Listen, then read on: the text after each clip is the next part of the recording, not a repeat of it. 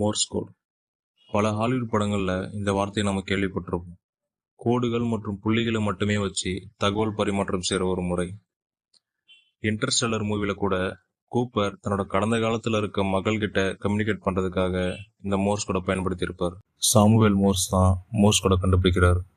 அவரு இந்த கோடை கண்டுபிடிக்கிறதுக்கு பின்னால இருக்கிற வழி நிறைஞ்ச உண்மையான சம்பவம் என்னன்றது தான் இந்த வீடியோல பார்க்க போறோம்.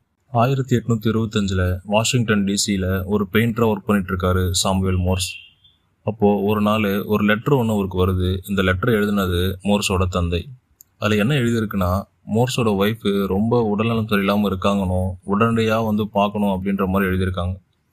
ஆனால் இவர் போகிறதுக்கு முன்னாடியே அவங்க இறந்து அவங்களுக்கான இறுதி எல்லா சடங்குகளும் முடிஞ்சிருக்கு. தன் மனைவியோட இறுதி சடங்குல கூட கலந்துக்க முடியலையேன்னு ரொம்பவும் மனமுடிஞ்சு போகிறாரு.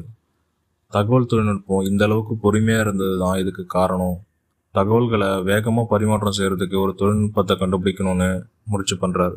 அப்படி உருவாக்கப்பட்டது தான் மோர்ஸ் கோட். ஆல்ஃப்ரட் பேல் அப்படின்றவரோட இணைஞ்சு மோர்ஸ் கோடை கண்டுபிடிக்கிறார். 1844 மேரிலாந்தில் இருக்க பால்டிமோருக்கு முதல் முறையாக மோர்ஸ் கோடை பயன்படுத்தி ஒரு தகவல் வெற்றிகரமாக அனுப்பப்படுது.